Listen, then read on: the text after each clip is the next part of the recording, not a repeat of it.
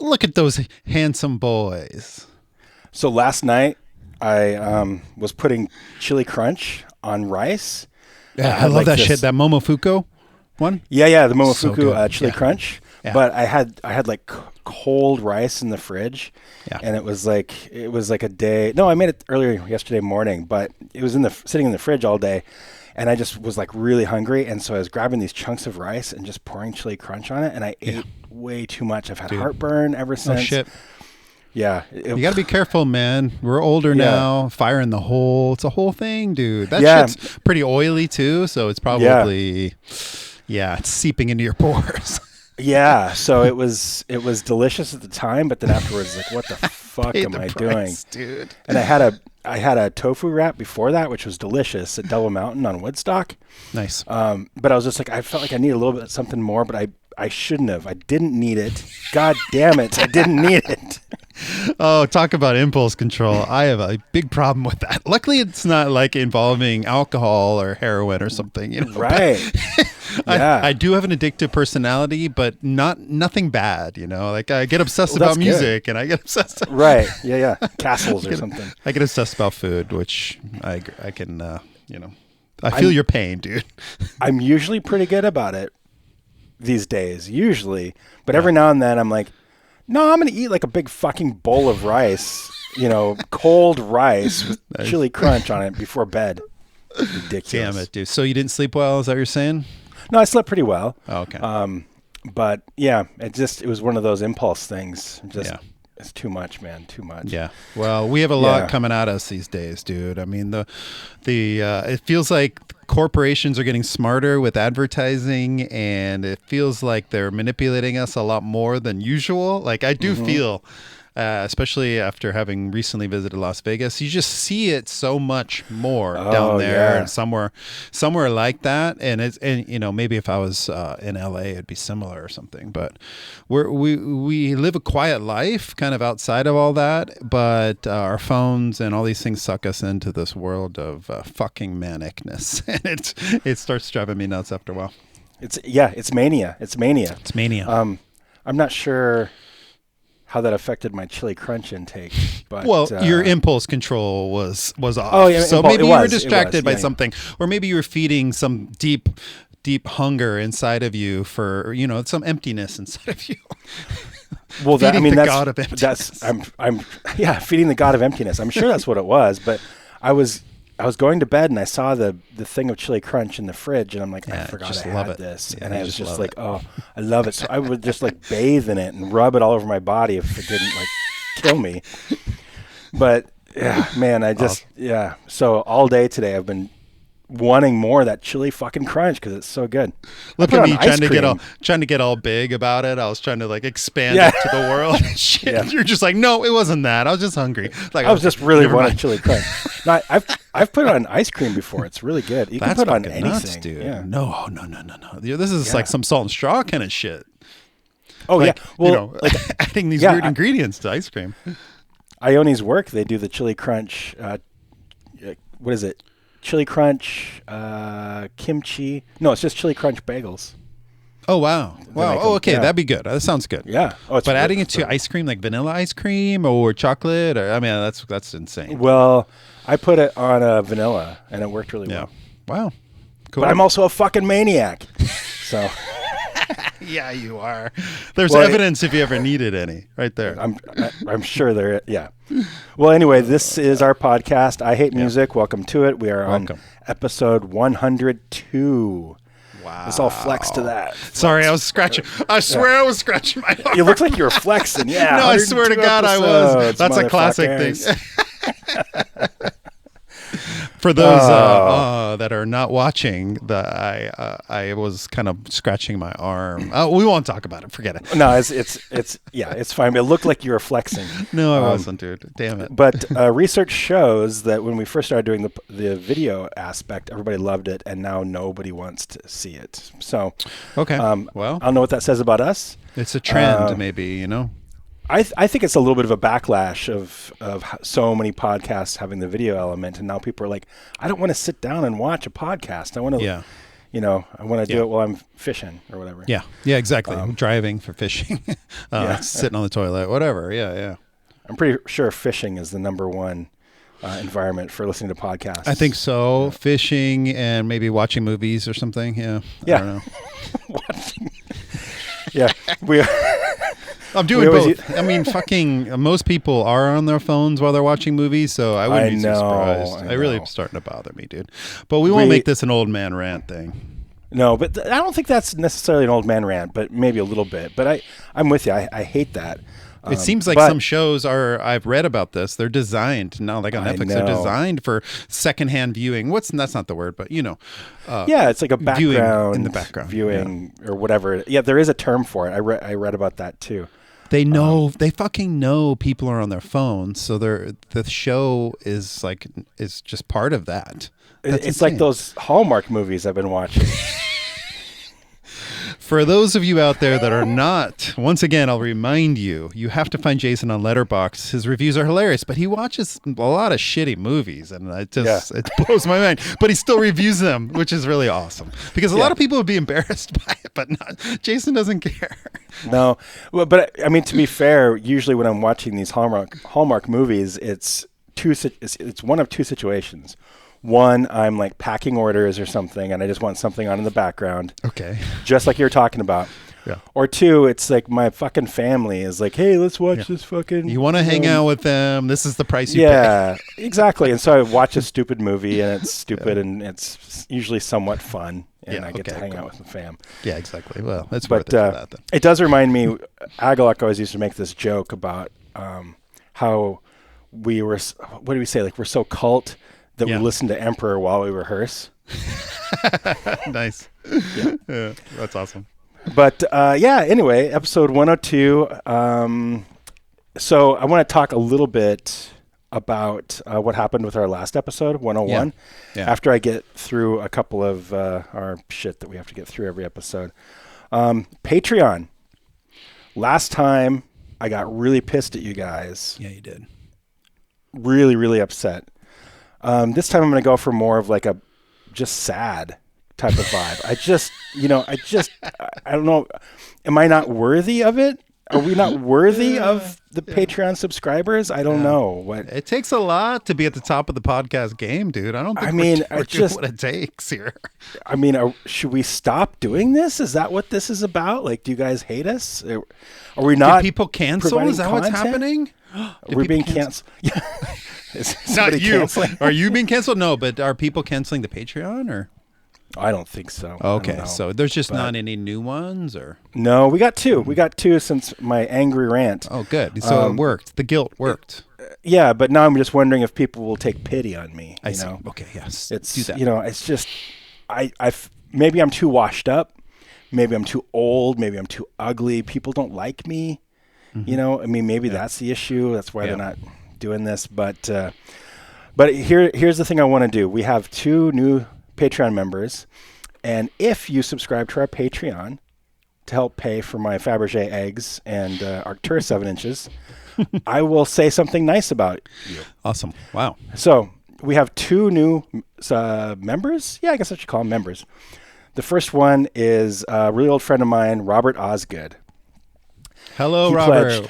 Yep. He succumbed to my anger last episode. And Robert's been a friend of mine since, I want to say, 2001 or so. And he was an Agalak fan that ended up emailing me. And I was living here in Portland. He was living in Seattle, I think. I met him at that Starbucks at Pioneer Square, downtown Portland. Never met him before. And we hung out there and had some coffee. And we just started talking after that a little bit, and then he came into town one time, and I played him some demos of the Mantle, because that's when we were working on the Mantle.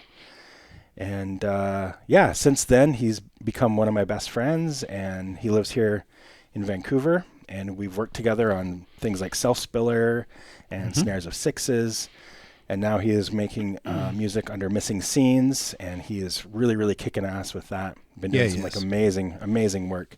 So, super good guy. And thank you, Robert, for becoming a member. Yeah, and thank you, Jason, for introducing me to Robert. Robert's a great guy. I enjoy him. Yeah, you've known Robert for about as long as I have. I suppose, yeah. You brought him on my scene, which I appreciate. He's a really soft-spoken and funny and really interesting guy to hang out with, and I love his musical output. It's really great. So, yeah, he did a lot of things before Missing Scenes, like Conversations About the Light, Hollow Branches, all really, really great stuff. But he kind of started focusing more on Missing Scenes maybe 2-3 years ago. I can't really remember. But he released 3 CDs or so. Now he scored this thing called The Yellow Paper. It's like this, I'm going to say this wrong, so Robert, forgive me. But it's like a novella that he had somebody narrate, and he scored it, and he released it as this beautiful double vinyl. One vinyl is just a soundtrack. Is it like a sci-fi poem kind of thing, or was it a short story? Or I think it's a short story. Okay. I don't know if I would consider it sci-fi, but it's more like weird fiction type of stuff. Okay. But yeah, I mean it's one record is just a soundtrack, and then one record is the soundtrack with the narration. It's so cool. It's gorgeous. Yeah. Yeah. Yeah. Robert has totally leveled up doing this stuff. I mean, from the inception of Missing Scenes to what he's doing now, he has become absolutely incredible, and I'm so happy and so proud of that guy. He's really focused on what he wants, and he's been killing it. So thank you, Robert. Thank you, Robert. Thanks for subscribing. And our second one is a guy named Michael Pezzavento, I believe. Do you know this guy, Nick? No. Me either. So you're going to talk about him like you did Robert? Yeah, I just by his name, I just assume he's a really caring person. And by his membership, I assume he's a caring person. Yeah. And, I've always liked him. And yeah, he's always fun to be around. I assume he probably lives south of here somewhere, probably southeast. And, next time I'm in the area, maybe I'll text him, give him a call, stop by or something. Nice. I think he makes good barbecue. So, wow, that's cool. I love good barbecue. We don't have a lot of that here, so that'd be good. No, we don't. But yeah, anyway, Michael, thank you. If anybody else wants to become a member up at patreon.com/IHateMusicPodcast, and I will say something nice about you. And maybe maybe Nick will too. Yeah, I would love to. If I know you, I will definitely say something nice about you. Yeah. Okay, awesome. As always, earthandsound.org for Dolvin merch. I think I need to get some more Dolvin merch from you. I think I'm running low. Yeah, that album's sold pretty well. I pressed 100 vinyl, and I've sold 80 or so. So great. I just sold one last week, I think. Yeah, thanks for paying me for that.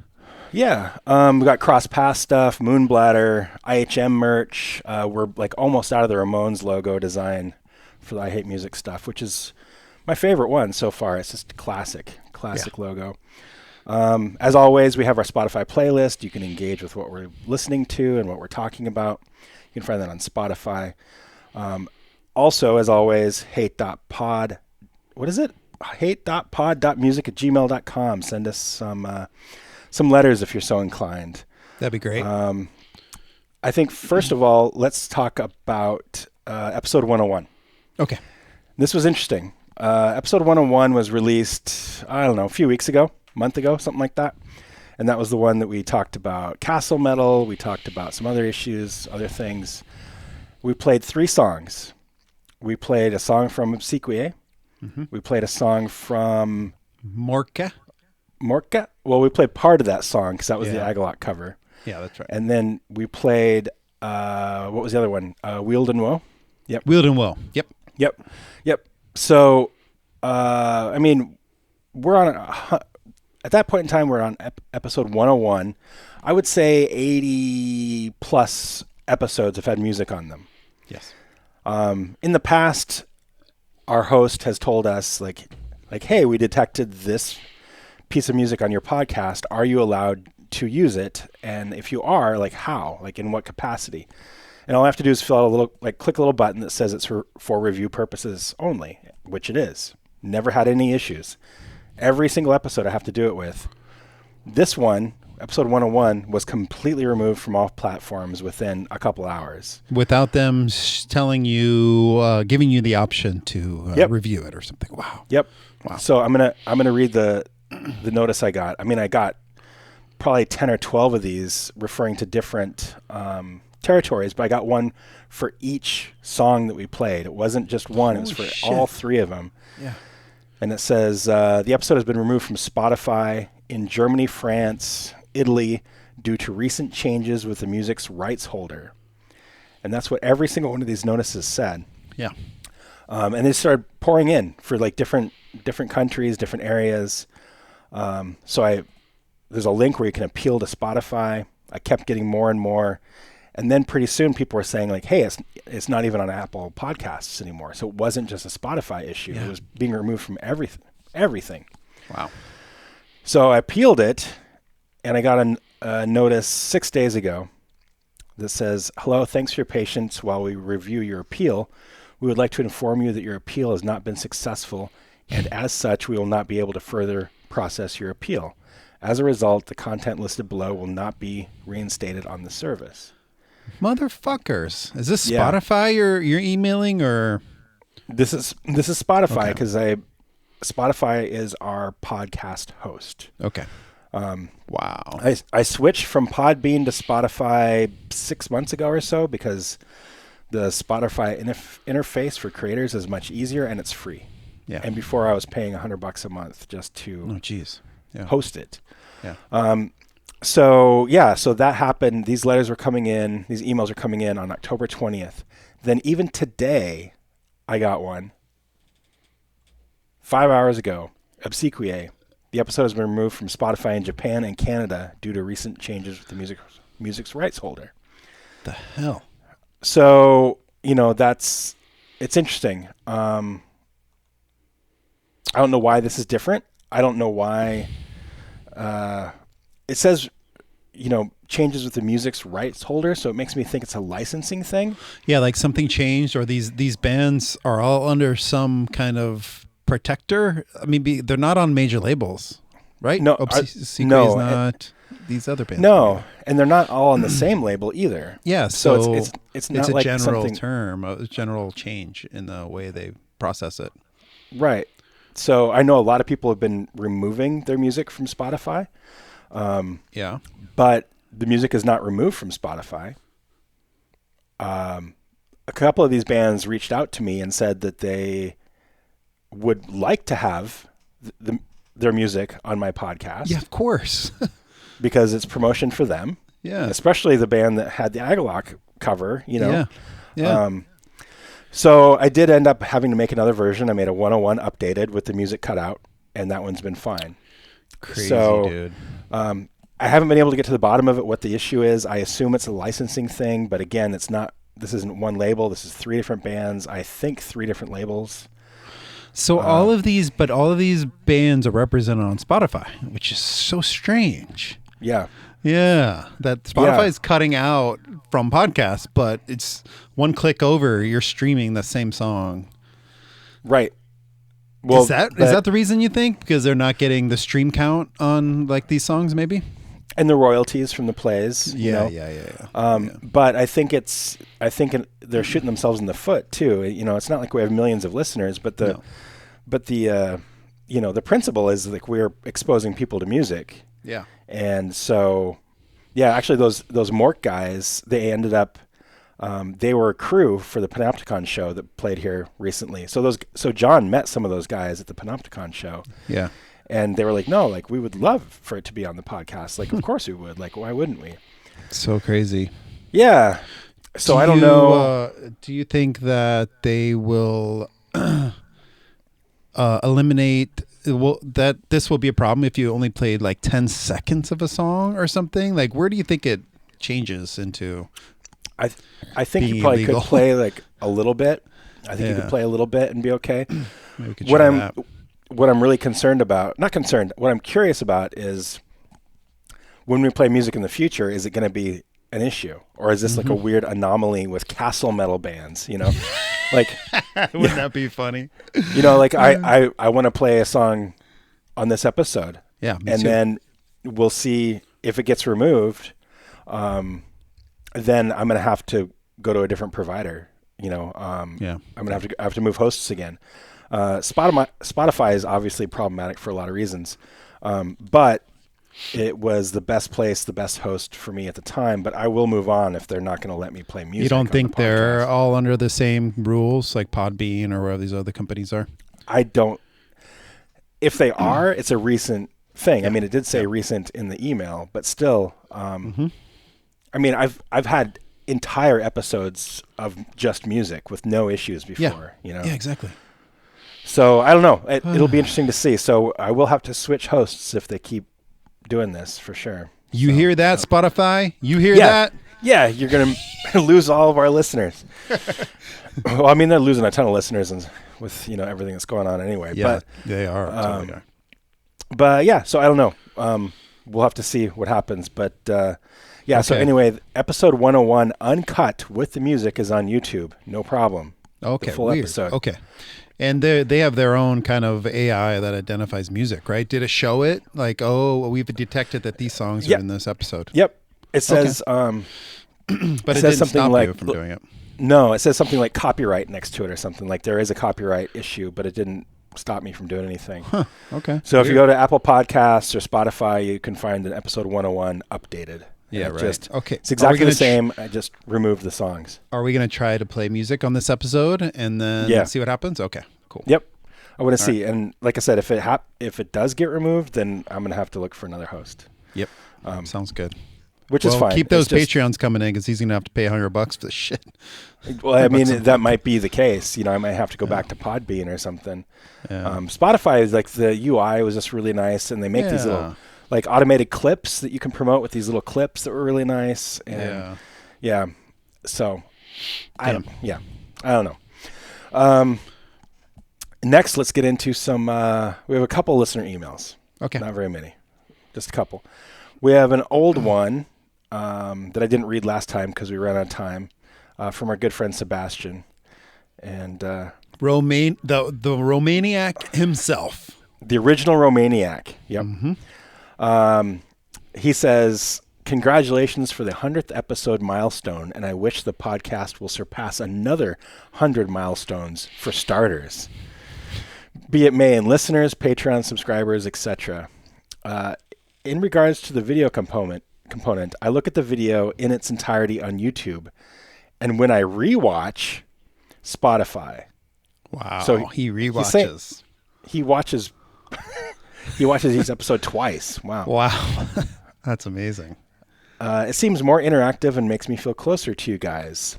I know my Romaniac nature isn't for everyone, but whatever feels natural and right to you, Jason. I know your choices stem from careful thought and good reason. Yeah, that's me. Careful thought, good reason for everything. Since you once showed interest, I'll mention the Romanian metal scene and its mostly nationalistic bullshit. Our recent election mess reflected that, though thankfully progress prevailed. The no bullshit metal band most praiseworthy in my mind are projects from the heart of Philippe.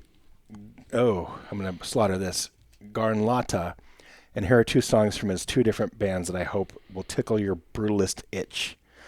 And he sent some links to a band called Chaos Insignia and Putrid. I hope you guys are safe and sound with all the Trump shitstorm troopers directed in the heart of Portland. Thank you for all the loving friendship, which makes my bucket bot nature go beep. I love you guys. Cheers. Love you, bro. It's a pleasure. Thanks, cool. Romaniac. Did you listen to those Romanian bands that he mentioned? I didn't. Should I play a little bit? Yeah, check it out. Putrid and let me first let one me get you there. Mentioned. It's Putrid, but like Putred. Let's see. Oh, maybe that's the Romanian spelling. Maybe. Let's check out this Putrid.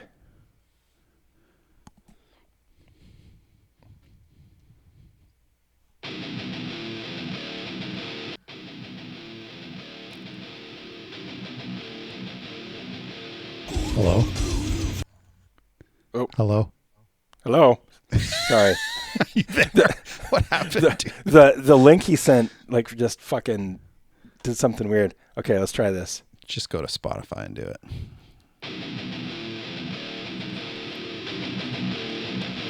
Well, I appreciate the outpouring of love towards Portland. Although where Jason and I are, we're not really privy to all the protests, but we are enjoying the most beautiful war zone that there's ever been. Yeah, seriously. Yeah. Mm-hmm. Beautiful, peaceful, silly, fun, fun-loving. Yes. Okay. I did get this to work. It just did something really weird in my computer, and I blame you, Sebastian. Here we go. This artist is called Putrid, Putred. The song is called Megalith al Putrefacti, something. Nice. Putrefaction. Here we go. Yeah. Wow, makes me feel like I'm at MDF again. Yeah, it's a lot like that band Stabbing. It's a lot like Fulci. It's a lot like these downbeat, fucking heavy death metal bands. Mm-hmm. Love it, love it, love it. Totally.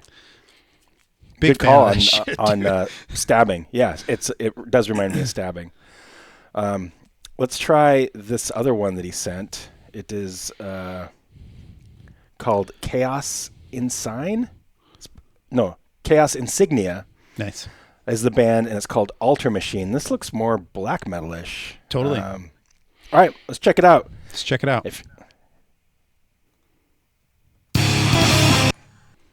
I don't know if I'm just in the mood for metal right now or what, but both of those things are really enjoyable. I liked both of those bands. That one had the Hemdale drum sound, dude. That fucking the Hemdale drum sound. That snare sound, dude. It's so like I don't even know how they do that, but yeah, a lot of trouble. I don't know what the word is, but I don't know. But that's so great. That was cool too. Yeah, it was. I haven't been listening to a lot of metal recently, and I think so. When I do, it like feels even like sweeter, you know? Yeah, exactly. It's like if you starve yourself for 6 months, then you have like a nice meal. It's like, yeah. And that last riff was very like bloodbathy. That was awesome. Oh yeah, that's true. Yeah, it's so good. Yeah, good stuff, Sebastian. Thank you. Thank you, man. Let's move on to our friend Marc Beavers. He wrote in. Hi, Marc. You may remember him from including his phone number with every email. Let's call him again. Or text him. Let's text him. You text him again. Yeah, that was maybe crossing the line, but I'm glad we did it. Yeah. Our good friend Marc Beavers says, "Hey, you and Nick talking about reading, or the lack thereof in Nick's case, on the now infamous episode 101 reminded me of a funny story related to metal literature. You may recall the book Choosing Death." Of course. Yeah, Choosing Death. Classic. Yep. A history of early death metal and grindcore by Albert Mudrian, who is the editor-in-chief of Decibel magazine. It is a great read, by the way. The book has an updated cover artwork nowadays, but the original cover had crosshairs on it. I was home from college one break during the 2000s, and my mom saw that book laying around my room. She had a small freak out when she first saw it. Choosing Death, crosshairs. She thought I had a book about suicide. I had to spend a few minutes explaining what the book was. Wow. Crazy shit, dude. Let's see. Wow. I just so happen amazing to have it right here. Nice. I think it's that version he's talking about. Yep. If I recall, think about it real quickly. The mom's perspective would be, oh, he's reading about he's reading about choosing death over life. Yeah. Like, yeah. I mean, those are just like, do you have to read a book on how to kill yourself? I don't think so. I don't think so. Maybe that's a lot of advice about how to do that. It's a pretty thick book. Well, when you open it up too, there's like all these photos in here. It's like, but nobody's dead. They're just playing guitars, you know? Yeah. She didn't even look. She just was quick. But yeah, quick this is it. Actually, this is an essential read, by the way, and I do believe that this was the first book I ever got that was like a professional book about any type of extreme metal. And now I feel like I have a million of them. We have to thank Bazillion Points. We have to thank Decibel for putting these things out pretty consistently in the last 20 years, man. Because there's a lot of books out there now, and that was a pretty rare thing to find a book about obituary or to find a book about Swedish death metal or any of this stuff. You know, and now I can't keep up. Insane. I have it's too much now. I have the one on death on the way. Me too. I think it just shipped or something. But yeah. But seriously, Albert and all those people like doing the Lord's work with that stuff. It's amazing. Ian Christie as well. Yeah. Ian Christie. Yep. Marc continues. I'm currently reading the Children of Bodom memoir that was recently published, but like Nick, my track record of cracking open a good read has been abysmal this year. Speaking of bands from Finland, there are so many bands from there that have shared members over the years. This kind of ties into the 666 degrees of separation thing, but I always envisioned some kind of 3D web or phone application that would be sort of a three-dimensional representation of the metal archives. Don't they have something like this in Iceland because everybody's related to each other? Like there's an app where you can make sure you're not dating your cousin or something like that. I've heard about that. Yeah, I think that's right. It's like this. Yeah, all these guys are in the same bands together. Yeah, he says each band would have their own orb or some kind of shape, or maybe a logo floating in this metal universe that you can click on to learn about the band. Then there would be webs or threads connecting that band's shape or logo to other bands' logos based on connections like shared members. Yeah, that's a great idea. I mean, fucking awesome. I feel like that would be a lot of work. Nick, can you take care of that? I'm right on it. I am on a side hustle. I enjoy developing apps, so that's something I'll work on. Didn't you make Tinder? I thought that was Grindr, dude. It was Grindr. Grindr. I get the two confused. Yeah. Yeah. Marc continues, also not sure what Tanner told you about his feelings on castle metal, but genre monikers can be silly sometimes. I tend to not like genre tags that label music in a way that is more related to the subject matter than the sound itself. Like Viking metal. Yeah. I've heard this used to describe Bathory, Amon Amarth, and even Vindir, but none of these bands are very similar. Yeah, whether he likes the term castle metal or not, Tanner makes some great music. Oh, yeah, he does. Yeah, totally does. It made me just think of the moniker war metal, which used to be attributed to Bolthrar, and I doubt they even fucking cared if they were called war metal or not, but I wonder what they called themselves. Probably grind or something, I don't know. Yeah, I mean, we could ask Andy, but I mean, war metal means a much different thing now. It's more like... necro war metal, like fucking bestial type shit. Yeah, bestial stuff. Yeah, like the Australian band Destroyer 666 or something. Yeah. Yep. Yeah. But yeah, thank you, Marc. I appreciate that. Thanks, Marc. I believe that's all of our emails, but now we have to visit our homework. Did you do your homework? I did. Okay. So if you recall, we were given another 666 degrees of separation. This is from our friend Dave, from David Knight. Yep. And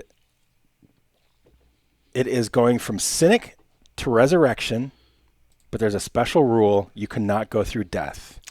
Yeah. So offhand, that seems easy. Like, they're both Florida bands. This is going to be easy. But man. Right. Let me remind everybody the rules. So again, going from cynic to resurrection, but you cannot go through death. Connections have to be through a musician who has appeared on a studio recording with both bands. Producers, lyricists, live touring members do not count. And I have his answer here. Answer? Okay. Nobody wrote in about this one. I think they were mad that I yelled at them, and also because of the 101 episode being banned, I think there was like a weird... Like our listenership on that episode is really strange. It was like people listened and then they didn't. And then I did the updated one and some people listened to that one, but I feel like it just got kind of whacked out. So I did not get any submissions from anybody. Well, so you have one, I have one, and David has one. The answer. I do not have one. You motherfucker. I know. Why? What's up, dude? Yeah, I didn't do my homework on this one. That sucks, man. I know. Okay, I can take it from here. The talking about this connection, like I said, seems relatively easy. Both bands are from Florida, both death metal realm. But as you dig, it gets tricky and trickier and trickier. And I must admit, once hearing the rules again, I have failed in my mission. Oh, no. It was tricky, dude. I couldn't do it with only studio albums. I couldn't do it. I think looking at David's thing, I think there's one key point that is really, really easy to miss. And I think without that key point, it might be impossible. Okay, well, I'll give you mine. Cynic to Resurrection. Okay, Cynic, Sean Reinert on drums, on Focus. He played drums on C187 album called Collision with Tony Choi. Now, Tony Choi also was in Cynic, so he could have started right away because he was on the demo for Cynic, I believe. Right. Mm-hmm. Okay, anyway. So now we're in C187. Tony Choi, who plays bass in Pestilence, Testimony of the Ancients. Yes. Okay. Now, Tim Young, drummer Tim Young. Yeah. Morbid Angel. And a lot of bands, Divine Heresy, these other bands and stuff. He's a kind of a connection point because he's been in so many bands. But Tony Choi is as well. Both these guys are kind of prolific. So, okay, so now I'm at Tim Young, who only played live with Pestilence. So I already fucked up right here. Oh, you already fucked it up. I didn't know he played with Pestilence, though. Yep, in 2012, evidently. But he played drums on Hate Eternal's Conquering the Throne, who was also contained Derek Roddy as a drummer on the I Monarch album. Derek Roddy played in Malevolent Creation album called In Cold Blood, who Alex Marquez was also in Malevolent Creation, Retribution, and then that gets us to Embalmed Existence, Resurrection, because he was a drummer for that. Right. Okay. Derek, so I failed. You did great, though. You did better than I did. Derek Roddy was in what band? Derek Roddy was in Hate Eternal. Oh. Okay. I Monarch album. Okay. Well, that's fantastic. You did miss the one thing. Tim Young, yeah. Yeah. But, yeah. I mean, that's the best one we have submitted, so you get a special care package. I went, please send it. Yeah. I went on another route with this. Sean Reinhardt played in Agora, who also was with Matt Thompson, who played in King Diamond. And so that took me to Europe, and all of a sudden I got stuck in Europe. Like, I couldn't get out. I couldn't get out of Denmark. I couldn't get out of Sweden, because most of the guys in King Diamond's bands are European. So really quickly I got stuck and I couldn't get back out. But Mike Weed is, I think he's Dutch or something, but he played in so many fucking bands. I thought for sure I could link him up with somebody back in Florida, but it was really tough. Yeah. Okay. So I'm really curious about this solution. Okay. So David gave us a proper one, and then he gave us one that actually goes through death just for fun. Okay. Well, that seems a lot easier. Well, yeah, it's really easy. It's 2 steps. Yeah, exactly. Okay, so this is David's solution. And if you remember, last time we did this, we had 2 or 3 listeners that wrote in that had better solutions than David did. Yeah, and we can ask ChatGPT too. That'd be interesting. Oh, yeah. Yeah. That's what we did last time, remember? Yeah, let's do that after I do this one. Okay. Okay, so David's solution to Cynic to Resurrection without going through death. Okay, Cynic to Persephone via Paul Masvidal, who appears on the tracks An Infinitesimal Spark and Living Waves off of Persephone's album Athma. But he was a guest musician on those. He wasn't, does that count? He wasn't on the full album?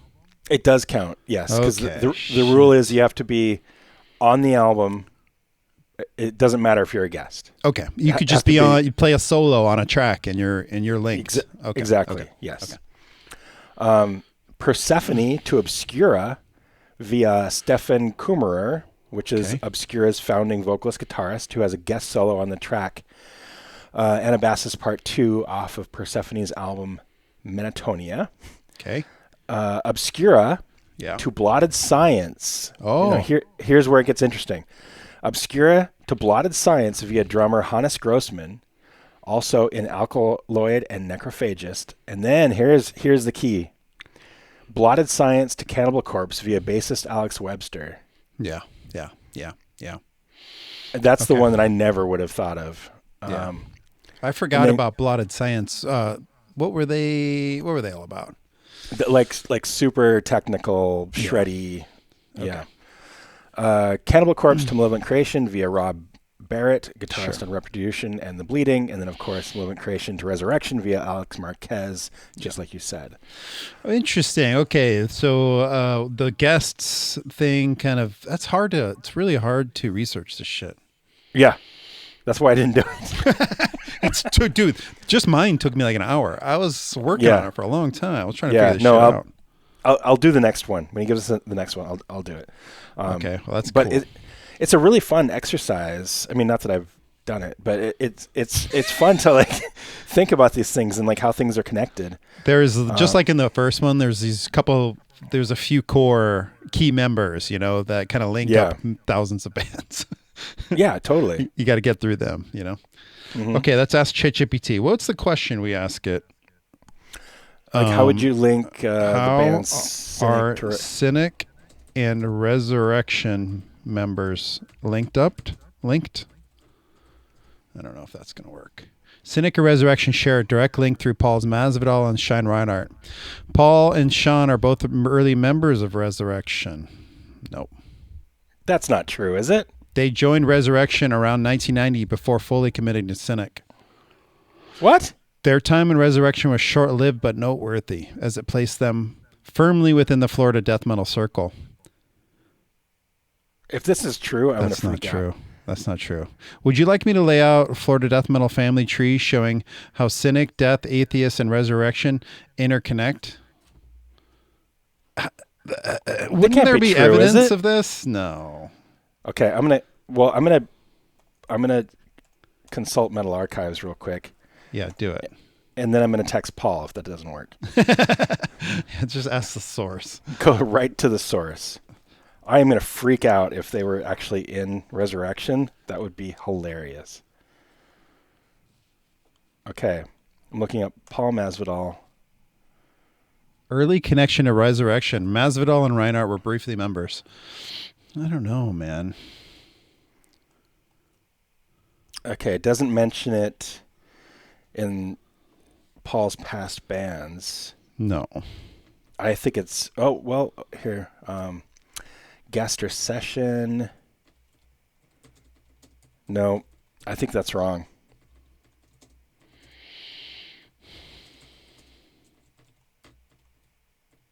Yeah.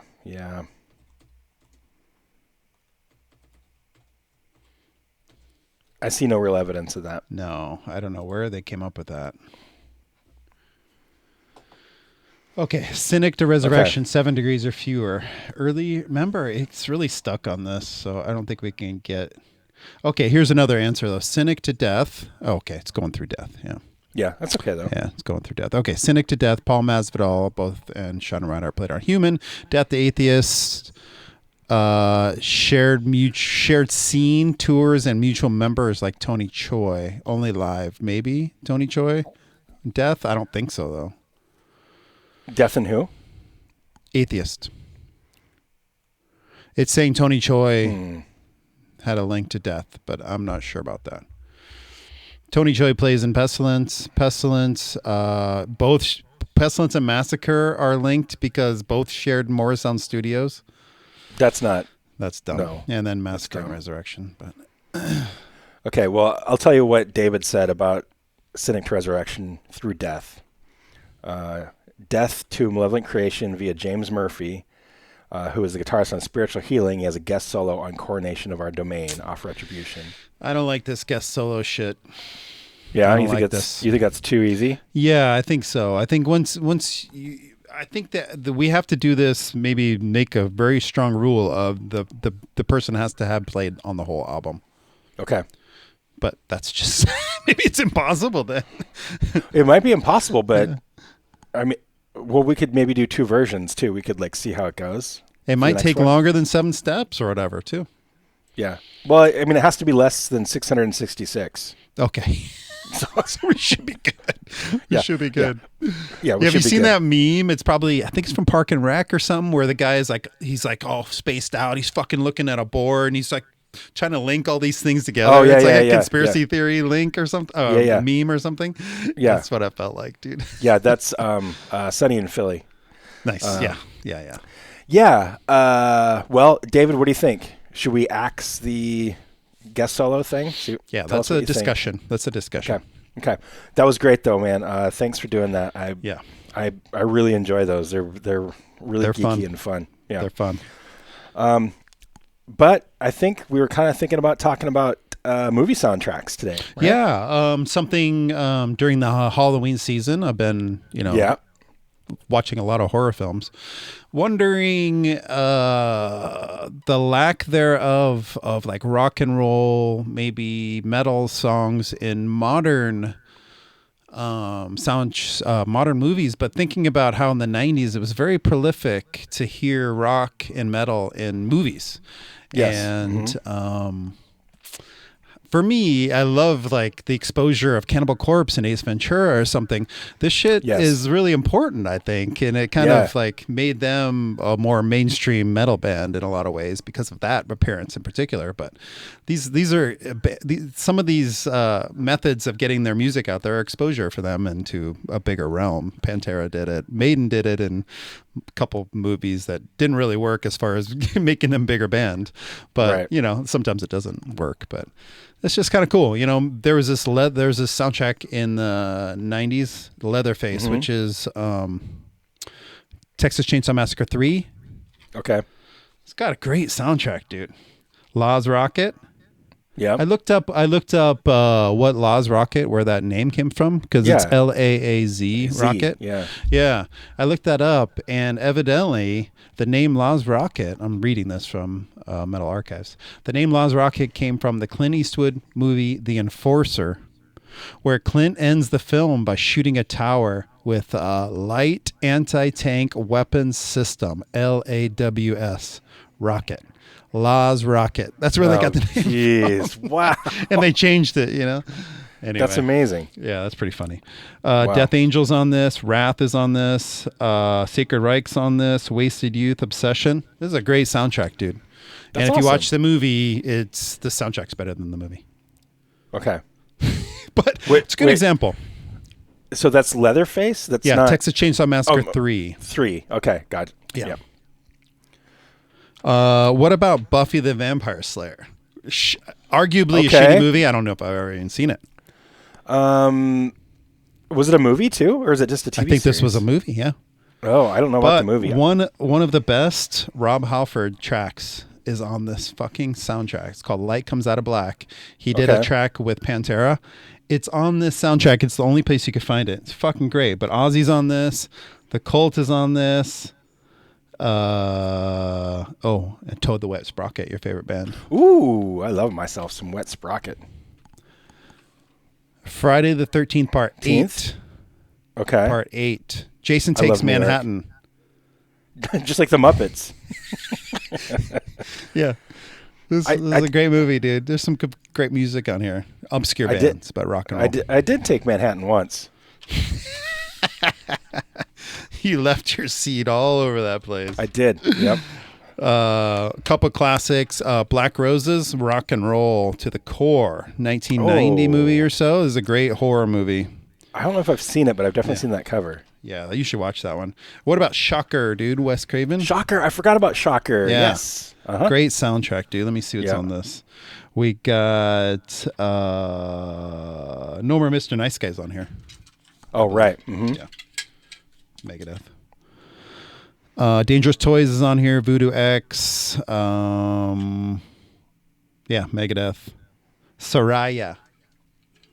Oh, yeah. Mm-hmm. Clam. And so, what else is there to say about that? I don't know. I just think it's cool that that a lot of these movies had great soundtracks, and I don't know. It's probably a marketing thing so that they can sell more, you know, so that the movie can make more money. Oh, for sure. But I think that, you know, but it also makes sense. It's like when you have a movie like Trick or Treat, you know. Trick or Treat. Like, do you have that one? Yep. Yeah, Trick or Treat. I mean, the whole thing's Fastway. Yeah, like I feel like there it's more like a companion piece in a way too. Like it's obviously a soundtrack.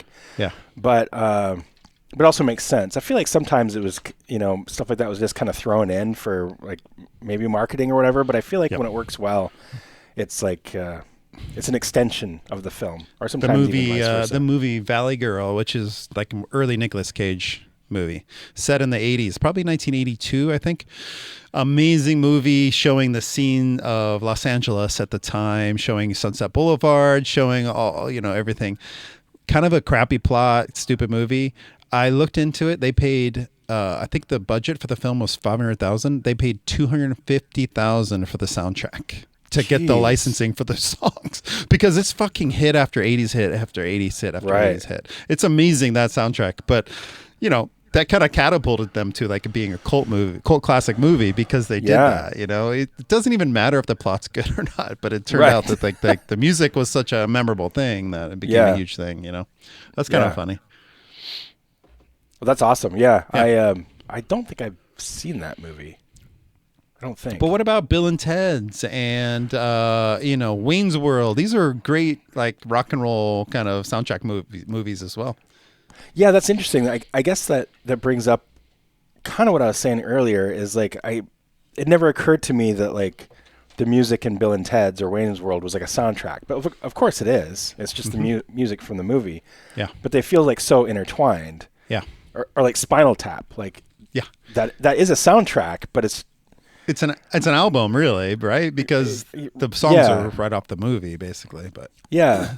I didn't really think about it in that way. Like I was thinking more about like music composed specifically for a film. You know okay, that's more of like the score from the movie and how the original soundtrack. OST, as they say. Yeah, and how important that is to creating a mood and all that. Oh, that's a different kind of style, I guess. But you know, all those Nightmare on Elm Street, Friday the 13th, they did that as well. Mm-hmm. But they incorporated music maybe in the background, like if they're at a rock club or something, instead of like making it useful during a scene where there's somebody being killed. That would be more of a orchestra or something during that part. Like it's like the incidental music versus like the songs that they're flying. That's what makes it seem more obvious that it's probably just a marketing thing more of anything, because they know that the kids will buy the soundtrack as well. It's an accompaniment. Yeah. Yeah. Yeah, it's interesting. Go ahead. Sorry. Well, I was saying it's kind of an interesting distinction because when you brought up soundtracks, I was like thinking more like scores or something. Like scores, I guess. Yeah. And I did come up with a list of soundtracks that I like, and some of them are scores, and some of them are just like a collection of songs for like a movie. Yeah. But I've never really thought about that in depth, like the differences and like when and why those are used in the way that they are. You know? Well, the new Tron movie, which I also have the tape of here. Mm-hmm. Nine Inch Nails did this, and you know Trent Reznor's been doing soundtracks lately for a while. But this has actual songs in it, but it also has tons of like synth score kind of material that accents the movie, and they did all of that as well. So it's the same band. Typically it's two different people. It's like the guy doing the orchestra parts, and then there's a band that has songs here and there, but this is somebody that did the whole thing. That's kind of an interesting thing. Yeah that's cool. It's good. The movie is okay, but the soundtrack's great. I still haven't listened to it. I've been meaning to. I just keep forgetting. Did you see the movie? No. That's okay. Yeah. We saw it, Matt and I saw it IMAX and 3D. You saw it twice? No, it's Oh, you mean like both? Both at once. Like 3D in an IMAX theater? Yeah. Damn. I think the tickets were like $25 or something, you know? Jeez, yeah. Yeah. It was cool, though. Where did you see that? At Bridgeport Village. It's in Tiger. Oh. It's like off of I-5. Yeah. I know where that is, sort of. Yeah. Well, that's cool. Yeah. When you posed this idea, I was like, I don't know about soundtracks really. And then the first thing that popped in my mind was Drawing Restraint 9, the Matthew Barney movie that Bjork did the soundtrack for. Yeah. And I absolutely love this soundtrack. And this is one of the ones that's definitely music made for that film. Yes. You can buy the record too. There is a soundtrack that you can buy, but it is made for the film, and it is Bjork at her weirdest. It is just a fucking head trip, but it is great. I absolutely love it. I really respect her being open to like whatever's happening in the world. She's got her finger on the pulse, you know. She listens to, and she changes in so many different ways. Anyway, we could have a whole episode about Bjork probably. Oh yeah, but. I mean, I as you know, I absolutely adore her. Yes. And that is, I do want to play a song from Drawing Restraint 9. Cool. At least part of it. It's actually my favorite track on here is almost 10 minutes long, so I won't play the whole thing. Okay. But kind of like what you're saying about the Tron is there's songs or like are actual songs, and then there's like these different like soundscape things that are used in the movie. Yeah. But I was just kind of like spitballing at different movies that have either a great score or a great collection of songs, and then of course in the metal world you have to think of Gummo. That's right. That's a great one, dude. Yeah, but I mean, like fucking all those Relapse bands were on that, right? Like it was like a there was like Brutal Truth. It was a weird mix. It was like Sleep and then like Bathory. Yeah. And then like okay. Bethlehem. You know. Oh, okay. Bethlehem was on there. Oh, okay. I'm way off here. Yeah. Well, no, but you're not really, because it was like there were those Relapse bands, but it was like weird mix of like stoner and black metal. Absu was on it. Nice. You know, wow. it's just like it's a weird mix, nuts. But it was kind of like Ace Ventura. It was the first time where I'd ever seen a movie with a black metal band. Yeah. You know, in the soundtrack, like Bathory. Like that's crazy. Yeah, that's cool. It's been happening more and more. There was a movie recently. Oh, fuck, dude. I can't come up with the facts at the moment. But it does seem like metal is totally against what I was just saying, which was like you don't hear rock in movies anymore. That's not true at all, I don't think.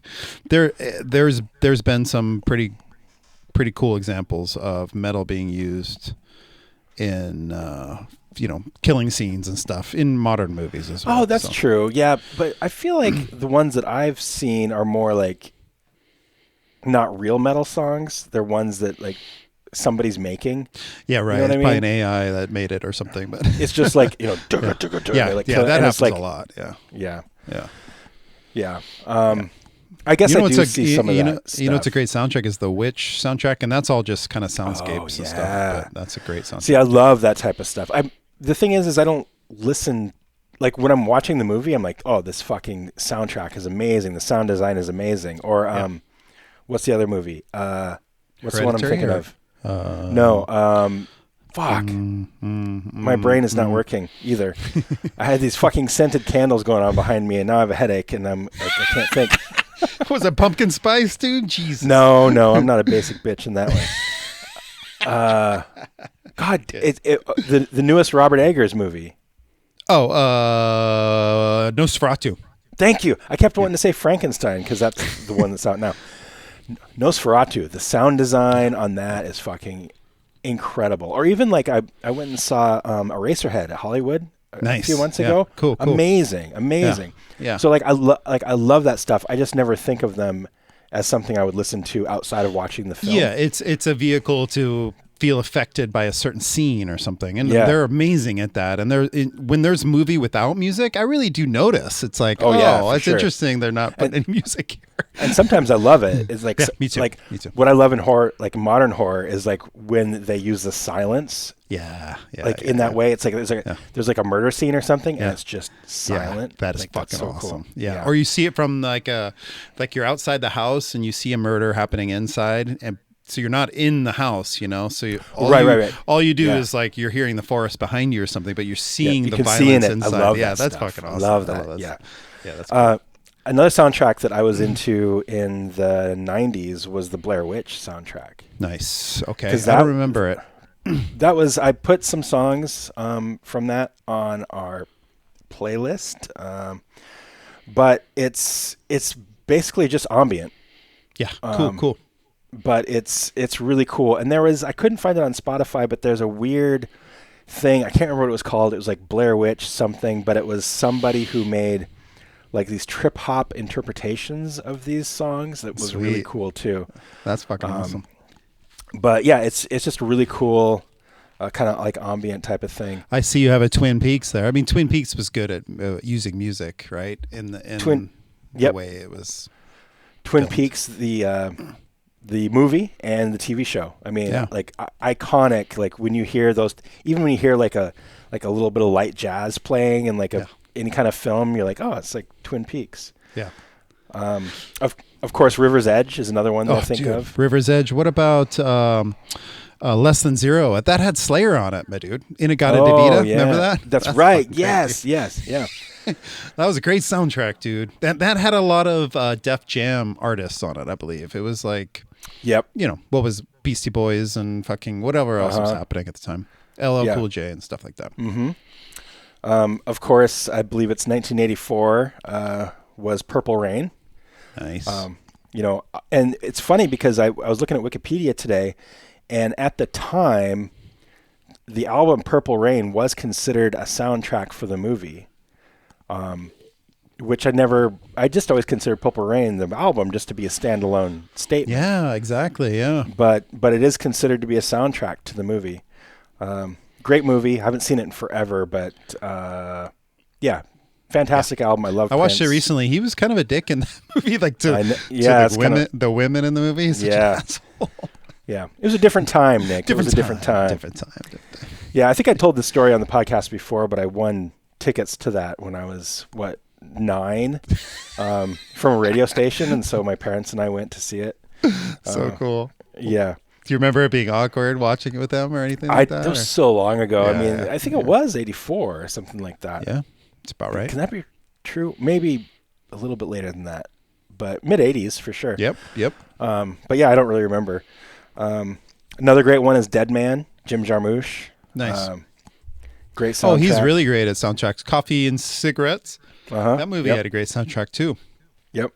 Of course, the one I thought you'd bring up first that you didn't bring up at all, Judgment Night. Oh, nice. We've already talked about that. We already talked about that one. We did. Yeah, that's a classic. And of course, one that I always loved was Singles. Nice. It's great. Yeah. I bet great that Seattle soundtrack grunge. made more money than the movie did because that shit sure. was popular, dude. Yeah. That was really popular. And I might be saying this wrong, but I think that my favorite Alice in Chains song was from that movie, Wood, right here. Nice. Yep. And I see there you have some Goblin. Interesting thinking about a band that made their whole career based on just doing soundtracks. Yeah. Now, is that the only band we can think of? I think so. I think so. Yeah. That came before their albums or any. They haven't. I don't think they've even done albums. They've only done soundtracks. Yeah, I'm not positive of that, but I think so. But they work on their own as well. But they definitely are soundtracks to the movies. But yeah, of course, Goblin and that whole thing. Also, Pulp Fiction. Oh, great one, dude. Yeah, classic soundtrack. Yeah. I put on their playlist Royale with Cheese. Nice. Which is just a little snippet from the movie. Nice. But, it's got Dick Dale. It's got, like all those classic. It's like when you hear those songs now, it takes you back to the movie. It reminds you of the movie. Yeah, I love that. And you have that did that soundtrack, Svid Nager. That fucking movie, dude. That movie is insane. I remember that movie because it was like, oh my God, Ulver's on this shit. We got to watch it. Yeah. They did Svid Nager and they did Lycanthropin. I don't think I saw that one. Yeah. Lycanthropin was only available in the U.S. On DVD through Vendless Records, my old buddy Joe. Nice. He got the rights to it and released it, and I helped him distribute it back, it was a long, long time ago, mid-2000s maybe. But that movie and soundtrack is amazing, and Svid Nager and the soundtrack, they're both amazing. No surprise that Ulver would be great at making good soundtracks. Yeah, they seem really well suitable for that, no doubt. How many metal bands have taken that on? That's probably the only one. Oh yeah, good question. I mean, Nine Inch Nails, I guess, doing it, but I don't know if that's metal. But heavier bands that are moving into the soundtrack world. I don't know. I can't think of any that do it. I mean, and I think that it is becoming more and more appropriate. I think a lot of these are I don't really like the term, but the modern horror directors like Robert Eggers and people like that. I could see that stuff working really well. Like some of the more modern metal bands like Imperial Triumphant, where it's more it's almost so far beyond metal that it's more just soundscapey in a way. Yeah. One of the, just thinking about this, one of the greatest travesties, and I remember when there was a rumor of this movie coming out, Anthrax was very excited because they thought maybe we can get in on it, But when Judge Dredd was announced, just fucking 97 or something, they had a whole song that was already written, and it didn't even get used in the fucking movie. I Am the Law. Yeah. It's insane. I know. Yeah. Poor Anthrax. I would like to play a little bit from this this track off of the Drawing Restraint 9 soundtrack. Yes, please. Do it. The whole thing is great, and this song is not representative of the movie or the soundtrack, but there's something about this song that just blows my mind. Nice. So I'm going to play a little bit of it now. This is called Holographic Entry Point. It's from the Drawing Restraint 9 soundtrack. And if you haven't seen the movie either, it's just gorgeous. It's Matthew Barney. It's my favorite work by him.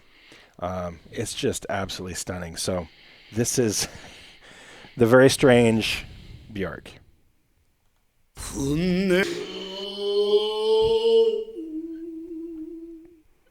It's 10 minutes of this, basically.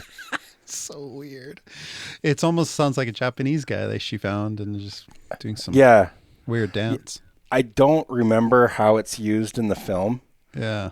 It's been a long time since I've watched the film, but it's about a Japanese whaling vessel. It's the entire film takes place on a Japanese whaling vessel. So, and for those that are watching, you can see the cover here in the corner. Yeah. So it definitely is like a Japanese influence there. But I don't know what that means. I don't remember what's happening in the film when that happens. But, you know, the most of the soundtrack is kind of like lilting, beautiful melodies and stuff. And this is just this weird ass point in it. But there's something about it that I just love so much. And she ended up marrying him. Yes. They were married for quite some time, and then they had a horrible breakup and divorce. Imagine two crazy fucking artists like that getting together. I mean, it doesn't seem like it would work, you know? I mean, when they first got together, I was like, what a fucking badass power couple. Sure. Could potentially be. Say it again? It could potentially be, you know? It does seem like it's possible. Yeah, I mean, Matthew Barney is one of my absolute favorite filmmakers, in the same way that Björk is one of my absolute favorite musicians. And those two worlds colliding was Drawing Restraint 9, and it's just a beautiful work of art that I absolutely adore. So if you haven't heard it, if you haven't watched it, it's really hard to locate because Matthew Barney films are really hard to find. And do not watch them. They're only available at art museums. Pretty much. You can find torrents and stuff, but don't watch a cam. It's not worth it. You have to see it in its full glory. I haven't even seen his newest film, which is probably 15 years old now because I can't find a good version of it. Wow. Well, it can be, going back to whether a relationship like that could work, it can be argued that being an artist is kind of a narcissistic endeavor. It's like something you got to put yourself first. A lot of times you got to express yourself, and whether that's selfish or narcissistic or whatever, I'm not meaning to give it a bad connotation, but to have another person, your life partner, also on that same route is probably really difficult to navigate. You almost need somebody to like support you rather than have somebody that's also on their own quest. You know what I mean? Yeah. I feel like I just can't imagine what their household would be like. Like Matthew Barney would be in the corner sculpting stuff out of Vaseline, and Björk could be making music with TurboTax. Who's watching the kids? It just, and who's mowing the lawn and shit? You know, come on. Nobody is. Yeah, but yeah, it's funny. Can we play a little bit of "Light Comes Out of Black"? Just a little bit, get a little bit of that riff. Yeah. I've never even seen this movie, but the soundtrack's awesome. So this is from the Buffy the Vampire Slayer movie. Yeah, I guess I knew that existed. I really like Buffy the TV show. I haven't seen all of it, and I'm not like a big nerd about it, but I thought it was really good. This is great. Pantera and Rob Halford. All right, here we go. Light Comes Out of Black by Rob Halford. Mm-hmm. Cool. That's great, man. Great riff. Did you say that's Pantera and Rob Halford?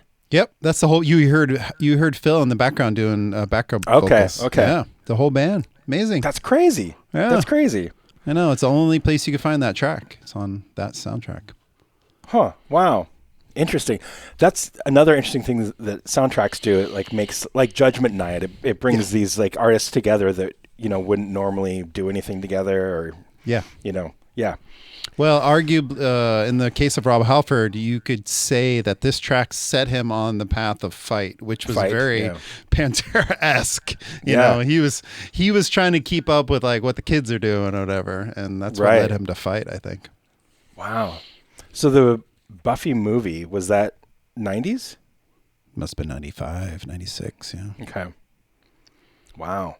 Something I thought of as you scrolled down on your page there was Blood Incantation. Now, they put out that song, or two songs that were 20 minutes each, and the one of them, the Stargate one, I think they did a video for. They did. The Stargate Tablet 1. That fucking thing. And we talked about this before. Yeah. It's, basically a movie, and they did a really good job. So that's cool. Yeah. Well, and kind of like that, like Thriller. It's like the music video is like almost a movie. Yeah, it's its own movie. Yeah. Yeah. So cool. That is cool. Yeah, I thought about Blood Incantation with that too. There's like just so much. I don't know. I feel thanks for talking about it. I don't think we need to keep going, but that was fun. No, but it's one of those things. Like this has made me think about soundtracks in a different way. Yeah. Cool. Because I feel like there are a lot of like variables with it and different ways to approach it. Well, maybe our listeners can let us know their favorite soundtracks. That'd be great.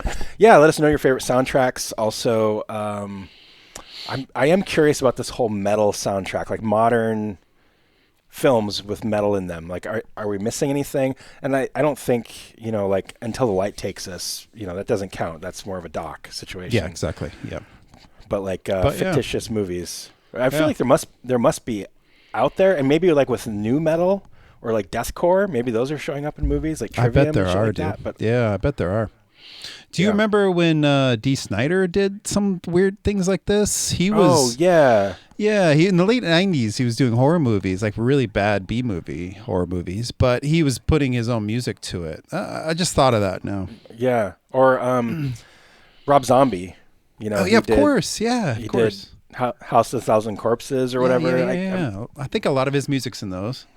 Yeah, I think so. I've never seen him or anything, but I would assume. A couple interesting things happened this week. Oh, yeah? Did you see on the Death Instagram page that his nephew found this CD and it was actually recorded during his cancer treatments and stuff? Yeah. It was a Madonna cover song. Yeah. It's fucking crazy, dude. But when he played it, I was like, oh, dude. I mean, that's Chuck. You can tell. I didn't know the song. I had to go listen to the Madonna song to kind of recognize it or whatever. But you can tell that's his playing and all that, Wow. Cool. Yeah. I haven't listened to the cover yet, but I remember that song because when that came out, I was living with Lad in Missoula. And I remember being like, the video was everywhere on MTV. And I was like, wait a second. Like, this is like a really weird, like dark side to Madonna. Yeah. He must have been affected. He must have been affected by that as well. Yeah. Wow. It's so weird when things get unearthed like that. Or dude, that missing Cathedral record that just showed up. Yeah. Oh, dude, that shit's great. It's just like, oh my God, like here's a Cathedral record that we like recorded and forgot about. Yeah. That's insane. And it was during the what sessions? It was like during the it wasn't that long ago, 2015 or something. Something like that, yeah.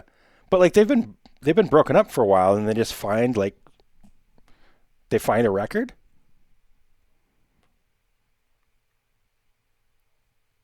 Did your Pro Tools go out? It did, but I'm back. Okay. Yeah, cool. They just like Lee Dorian's just holding out on this. Like, what's he doing?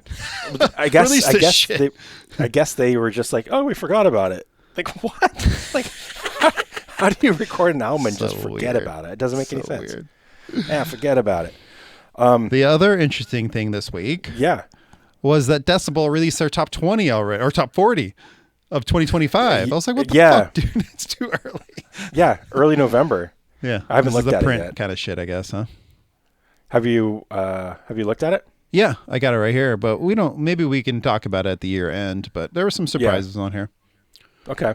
But I also haven't looked at it. some things that I agree with. So cool. It's good. Yeah, I'll check it out. One thing that happened since our last episode is I went to Brewhouse, and I was there with my friend Nick Loicano and Aaron, and we're hanging out, and this guy walks up to me and he says, "Jason?" And I'm like, "Yeah." And he's like, "Oh my God." And I right then I put it all together. Yeah. The dude's in town for Panopticon show. He told me he was in town for Panopticon show, and I just happened to run into him at Brewhouse. It's Alex from Red Mesa. Amazing.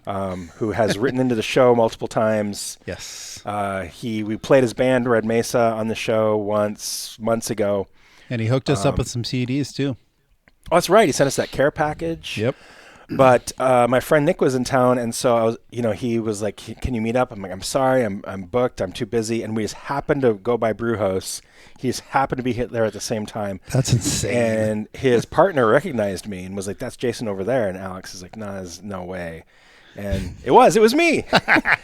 So cool. What a weird coincidence. Yeah, so I just happened to see him for, I don't know, we talked for like maybe 5 minutes, but like I had to get to the airport. So wow, that's awesome.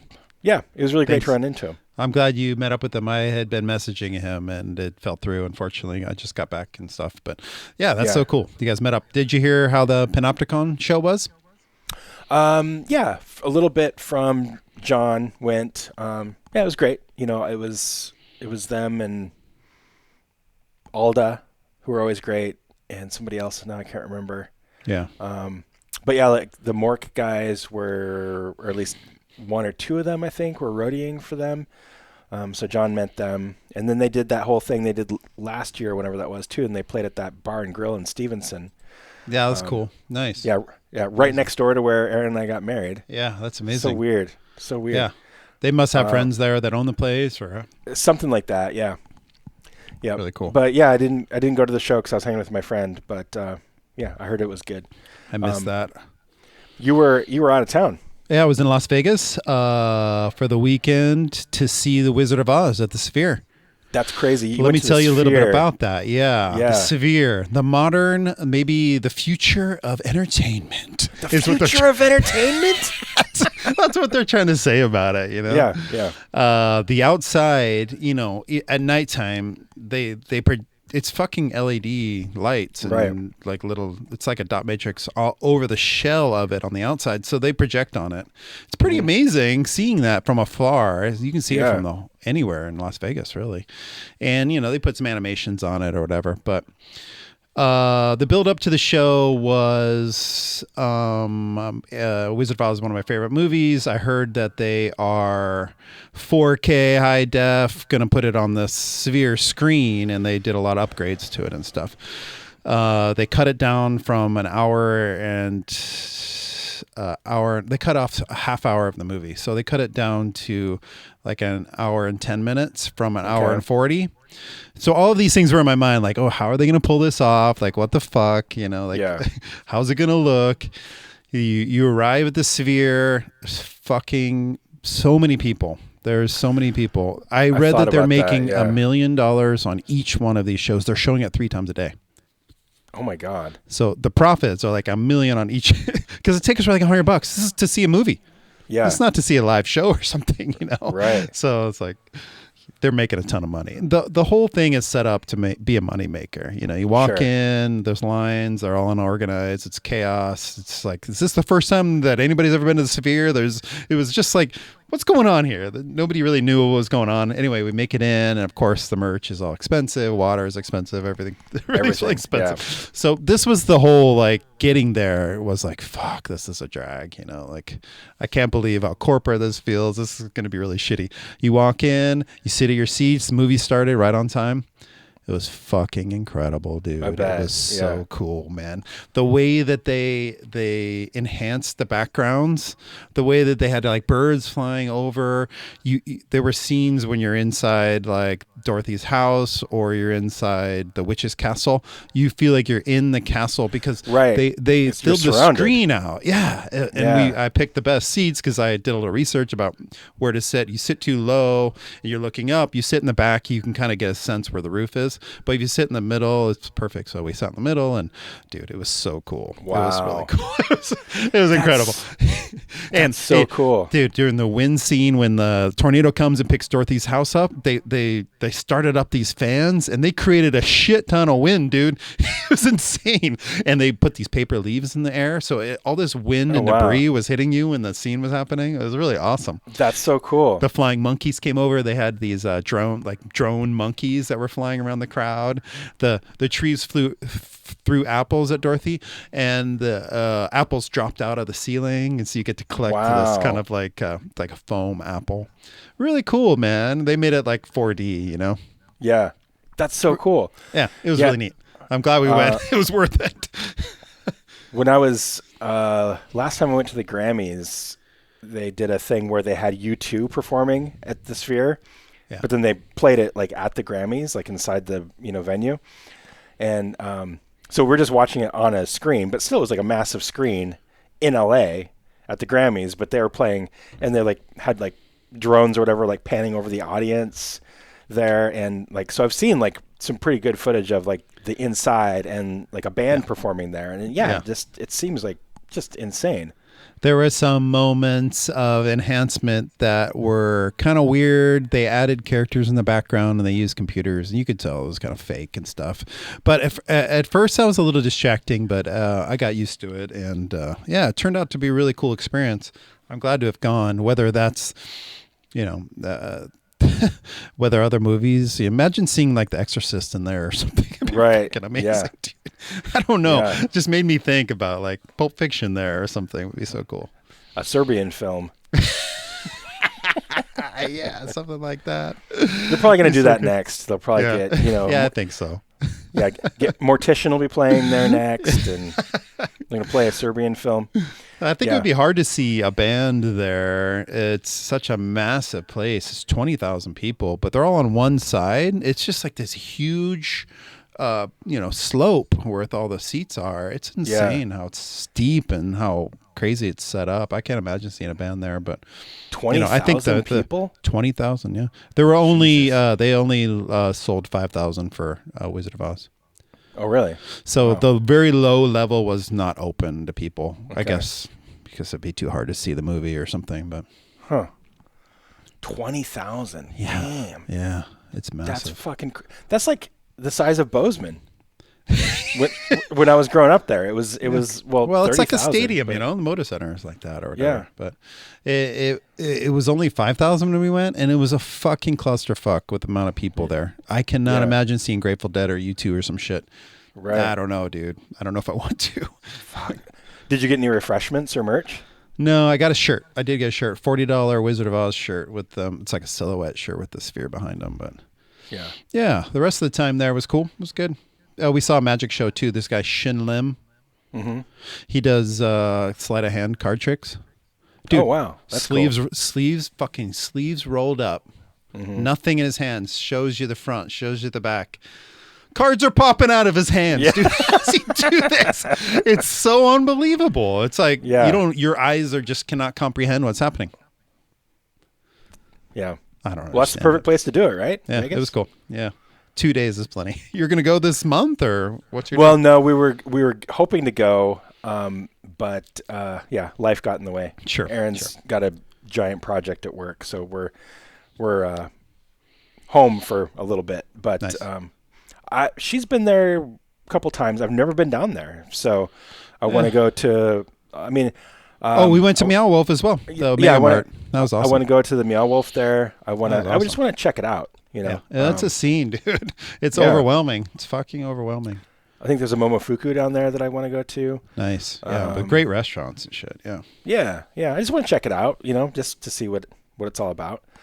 I was in Boston as well. I saw Maisie there. That's right. That was a cool weekend. Yeah, we went up to Salem for Halloween stuff, and yeah, it's really awesome to see her and spend some time together. But yeah, no shows or anything. just hanging out with her basically. But we did see The Long Walk in the theater there. That was good. I loved it. I loved it. It was, for me, it was like, I'm really a Stephen King geek, as you know. Yeah. There's something about the way the Long Walk movie, the way it was done, it played into these things about Stephen King and his writing that is what made me fall in love with his writing when I was a kid. And it's the same feelings I get from like Stand By Me. It's like this like boyhood camaraderie, even in the face of like these horrible circumstances. Yeah. And like the beauty of life despite all this. And I love that, like The Long Walk, the book and the movie. It's like this meditative experience, right? It's like, and it's just like, it's, as the Simpsons would say, like exhibiting your stick-to-itiveness. You know, it's like you just have to keep going. And I thought the acting was great. I really enjoyed it. Yeah, acting was phenomenal. Yeah. Yeah, I like that attitude, and I think it's kind of considered almost an old school attitude now of, you know, whatever it takes, you have to survive. You know, it's all of his books are like The Stand, and all these things are these same kind of lessons of like, no, you know, life is worth living despite this bullshit that's happening. And that's a good lesson to have right now. I feel like a lot of people are frustrated, and of course they are. We all should be, but still worth living, man. And as stupid as that sounds, fucking Pollyanna as that sounds, I feel like that's true. Well, it's definitely true. I mean, life is beautiful, and sometimes because of the hardships, you know? Yeah. But I really enjoyed it. Go ahead. Sorry.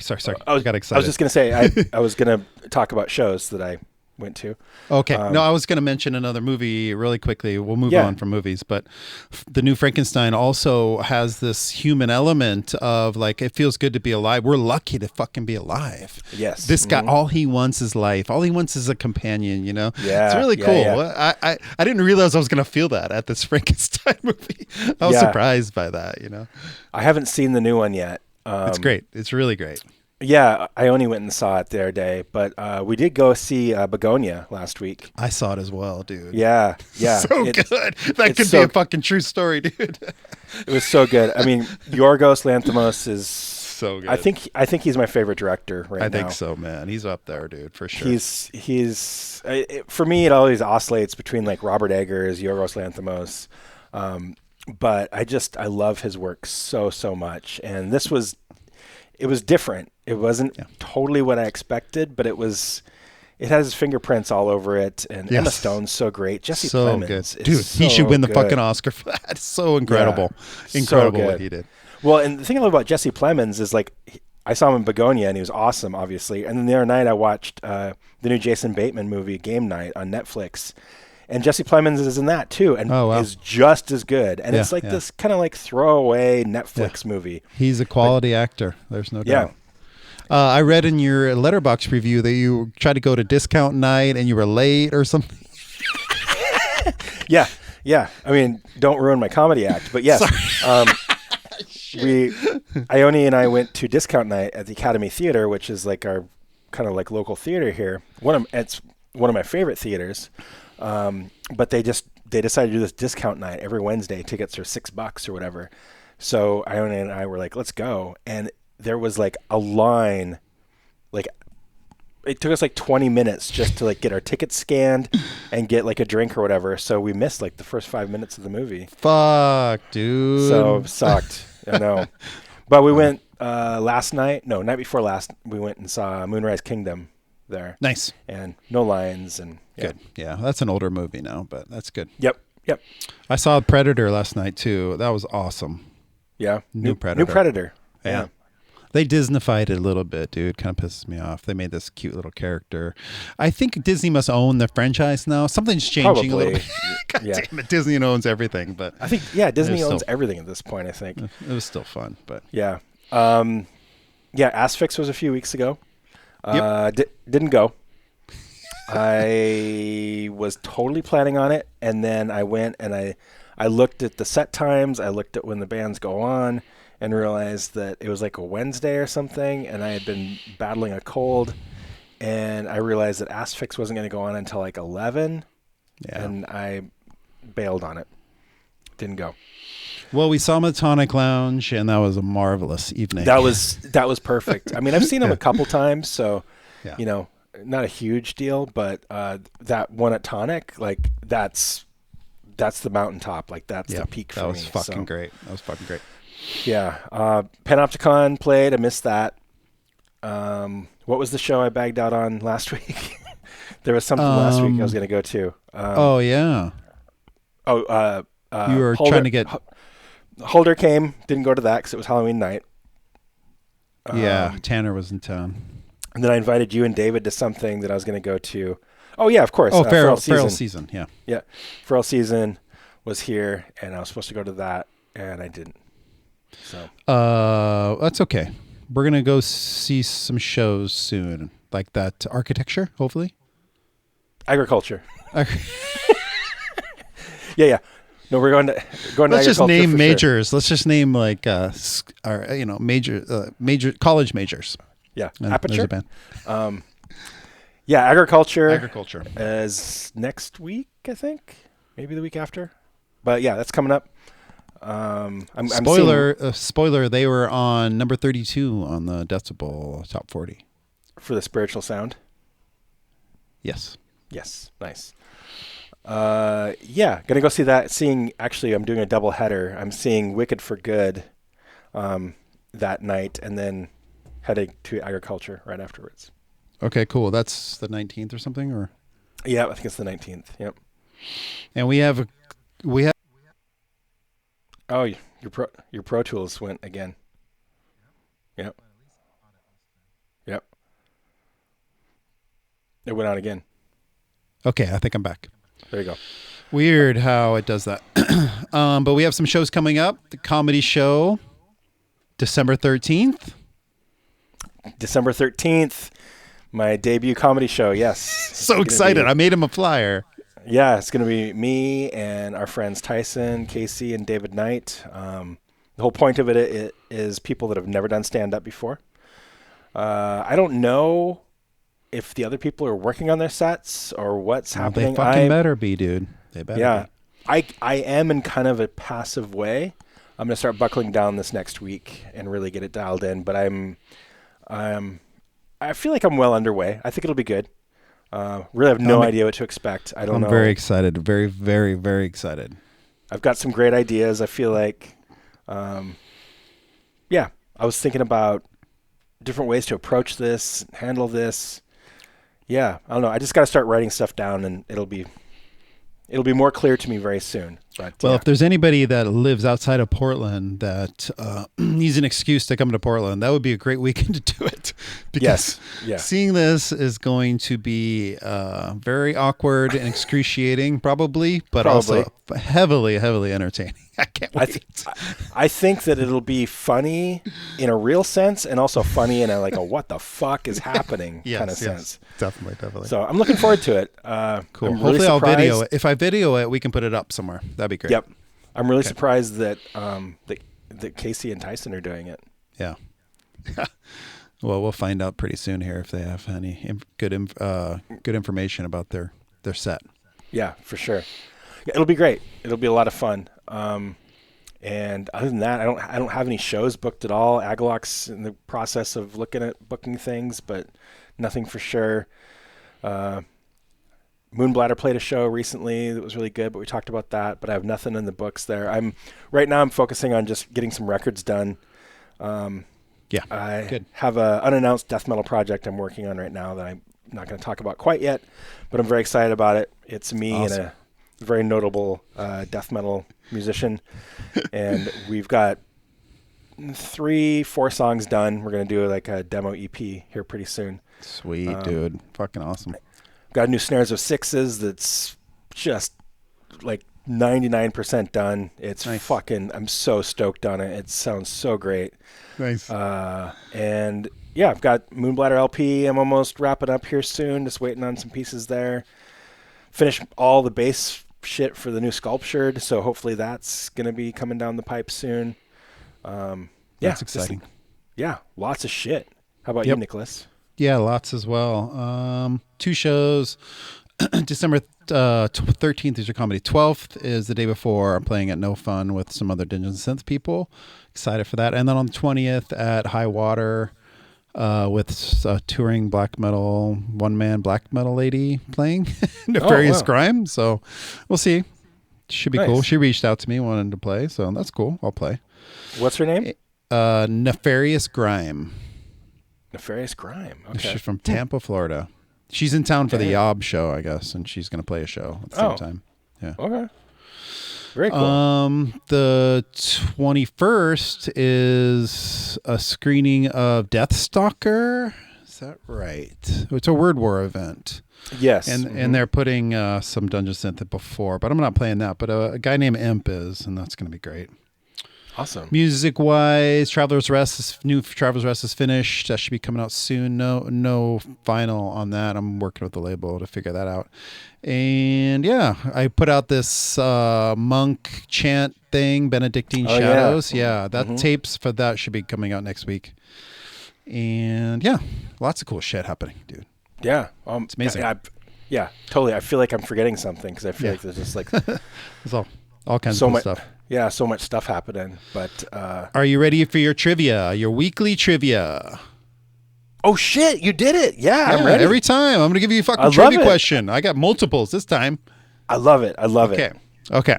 So this is a weird thing that I saw at the Blazer game. They did a blind ranking. I didn't even know what this was, but I'm gonna name 5 movies, and as I name each one, you got to put it number 1, 2, 3, 4, or 5. So you don't know what I'm going to say that's going to put the number 1. So you have to kind of figure it out. You know what I mean? So as I say the name of this horror movie, you got to rank it 1 through 5. Okay. Not knowing what's coming. Got it. Okay. So it's called blind ranking. I didn't know what it was, but it seemed kind of fun. Yeah. Okay. Let's just see how this goes. Okay. Blind ranking of 5 horror movies since we talked about soundtracks tonight. Hereditary. 2. The Exorcist. 4. The Shining. 3. Okay, I got to keep track. 2, 4, 3. Texas Chainsaw Massacre. 5. And Donnie Darko. Number 1. Donnie Darko's your number 1 movie, dude. No, it's not. You have to see. That's what's fucked up about this. Oh, I don't like that. That's weird. Wow. Okay. Bonus trivia question. Who are considered the big 4 of new wave of British heavy metal? Oh God. Yeah. I thought you were gonna say thrash. No, that's too easy, dude. The thrash is too easy. Big 4 of NWOBHM. British new NWOBHM. Yep. Okay. Maiden. Yep.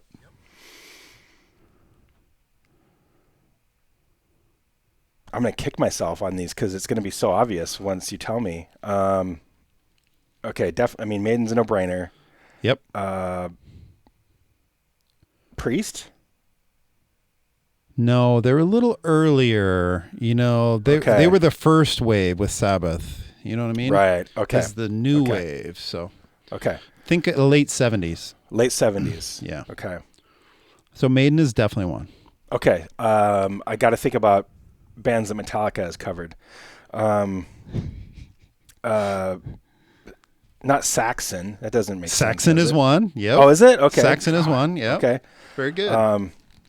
What's the one I'm thinking of? The one they did a bunch of covers of. Yeah. Yeah.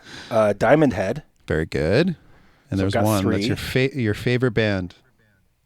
My favorite band? One of them. You had the underwear and everything, dude. Oh, really? Def Leppard? Yeah, for sure. I actually really do love Def Leppard. Yeah, they're awesome. It could be Venom as well. There could be Venom in there as well, but that's maybe a little too heavy. But okay, Venom. Yeah, it seems like an odd choice. Yeah, so Def Leppard, Saxon, Maiden, and Diamond Head are kind of considered the big four of NWOB. Of NWOB, HM. Maybe Tigers of Pantang would be. Tigers of Pantang. Yeah, I saw them just recently. Yeah, exactly. Still playing. Wow. Okay, one last trivia question, and I'm pretty sure you'll get this. On the album Mental Vortex by Coroner, which song by the Beatles was covered? Oh, that's the one that is She's So Heavy. Very good. I Want You, She's So Heavy. Fucking awesome cover. It's so great. What a fucking great record. Oh. Yeah. I love Coroner. Yes. But that record is my favorite. The guitar work on that record is it's so crazy. Son of Lilith is so good. It's so heavy. It's so gorgeous. Like nice. How have you been enjoying the new one? I really like it, dude. I haven't listened to it yet. Oh, man. You got to check it out. Yeah. I think you'll like it. I keep forgetting it exists. That exists. But I'll check it out because, that band. Oh, so good. Well, good job on the trivia. That's all I got. Thank you. Yeah, okay. welcome. Yeah, I love the trivia. I wasn't expecting it this time. Cool. Yeah. Well, let's call it. Yep, that's all I have. Let's do this again soon. That was fun. Yeah. Yep, definitely. I have a couple of interviews that I'd like to get done in the next month or so. So let's talk about that, scheduling those. Yeah. It's been a while since we had a guest on. Mm-hmm. Yep. I got a lot of ideas for that too. It's just a matter of reaching out and finding dates and stuff. Yep. Yeah, definitely. And we have a whole spreadsheet of topics that we should probably start looking into as well. Yeah. It was great as always. Please email us at hate.pod.music@gmail.com. Subscribe to our Patreon so I don't get sad or mad. That's right. You do not want to see Jason sad or mad. No, neither one. It's kind of pitiful. Exactly. He's a pitiful princess. I'm a pitiful princess. Yes. Thank you, Nick Wusz. I'll see you soon. Actually, I'll see you in person on Friday. Sounds great. Thank you, Jason. All right. Thank you. Bye. Bye.